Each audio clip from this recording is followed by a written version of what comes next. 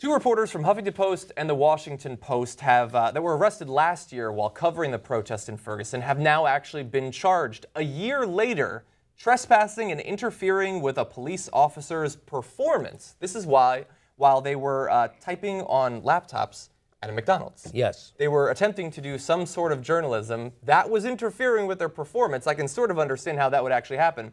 Now, police claimed back then that the journalists who were covering the unrest that followed the police killing didn't leave the restaurant fast enough when asked to. Reilly, who's one of that's the Huffington Post's Ryan J. Reilly, described the police officer shoving his head against glass during his arrest, while Wesley Lowery of the Washington Post said an officer pushed him into a soda machine. Both Lowery and Reilly were quickly released and not charged with any crime at the time last year.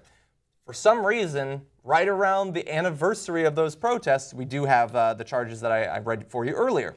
Now, Lowery said he had been convinced that the county officials in St. Louis had come to their senses about our illegal detention. This is slightly earlier. Unfortunately, I was wrong. Ryan and I have maintained for the last 358 days that we were exercising our constitutionally guaranteed right to do our jobs, and I will happily explain that in court.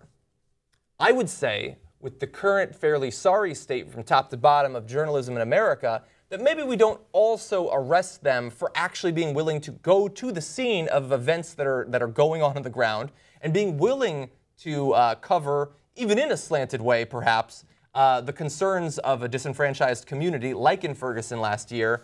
But they were just trying to do their coverage, man, and they were roughed up by the police. And now a year later, when, like, can the police make any kind of claim that it mattered whether they left the McDonald's a year ago? I don't think so, but they are going to be charged with both trespassing and interfering. Well, not only are those brutalizing cops not being reprimanded, not only are they not being brought up on charges and being dismissed from the police force, which is what they should be, because they're brutal maniac cops who get a kick out of brutalizing people, citizens, now journalists, in broad daylight, by the way. This isn't at night behind a bar somewhere, some guy gave him lip.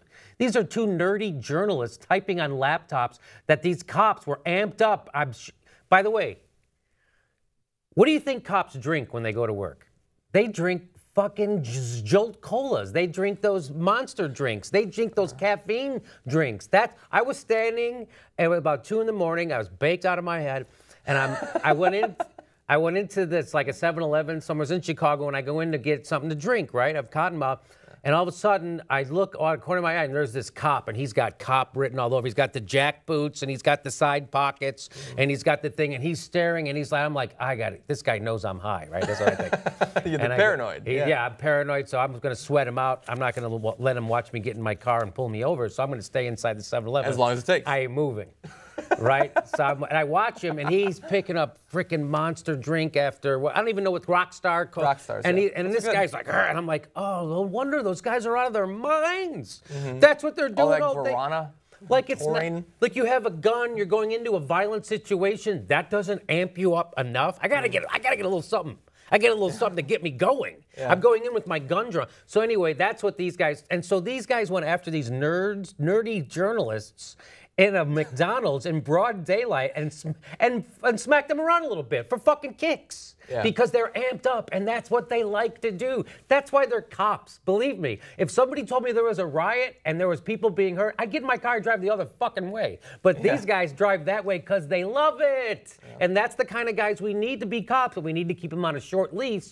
And when they do stuff like this to journalists, they need to be fired. They need to be pilloried. But they're not only that, but they're going to go ahead and they're going to charge the journalists. Why doesn't the Huffington Post immediately sue those cops? Why aren't they suing the police department of Ferguson? Why are they letting their reporters be pushed around? Why does that happen? We know who those cops are that did that. Yeah. Anyway, that's what I would say. Perhaps they will. Perhaps they'll sue.